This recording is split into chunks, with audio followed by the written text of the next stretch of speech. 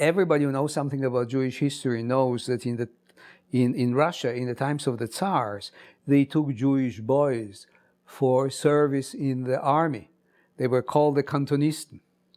And it was an army service of 25 years.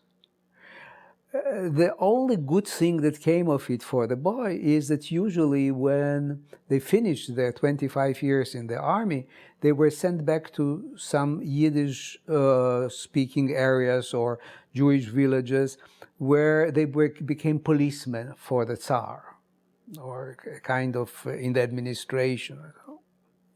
But anyway, many parents tried to avoid the boys going to the army, and the only way to avoid that was to marry them off, because married men were not taken to compulsory military service.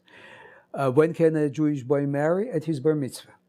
So, and usually all marriages were arranged marriages. So here, this was the most normal thing, that parents would arrange a marriage of a boy who is going to be 13 with a girl that can be maybe 6 or 8 and so on, and everyone will then go back to his parents, and when they become adults, they are being put together. But it so happened that my great-grandfather, at age 13, was married after a girl who must have been 14 or 15, and he was a big boy, quite muscular, developed, and so on, and he said, why should I go back to my parents? I'm now married. Doesn't the Bible say that the husband and the wife belong to each other and so on?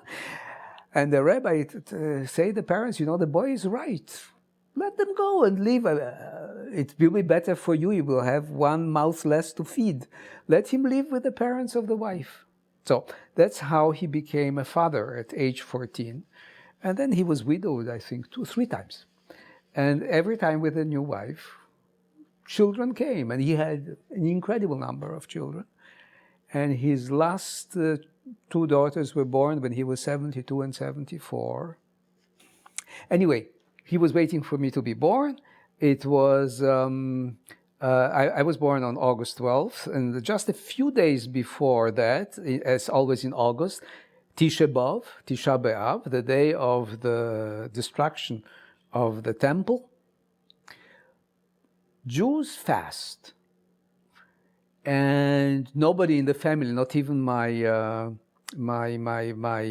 religious grandmother, thought much about this holiday. Went to her work, and he went to fast to the synagogue. He used to go to the synagogue just to talk with people and so on. He returned home. He was very hungry. He wanted to eat. No one prepared anything for Tisha B'av as a meal and so on. And he looked for something to eat, and he found an old cholent of about a week ago that the maid kept for the dog. They had a dog, not a very Jewish thing to have a dog in a family. And then she thought maybe it will not be very good for the dog. Maybe he won't digest it, but she didn't throw it out.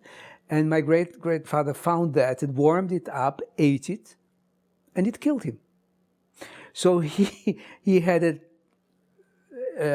indigestion, blood poisoning, and he died just a couple of days before I was born. So they gave me the name Shmuel, or Samuel, and when I was little, I became Samek. So I was Samek, and then when I arrived age 15 to Israel, I became Shmuel, of course. And then because I was Samek, and in Israel, all my friends called me Sami. So I was called Sami. And in Italy, I was Samuele. And now here I am Sam. And when I went to South Africa to see all the bucks of South Africa who are producing wine and so on as a family, for them, I am Uncle Sam.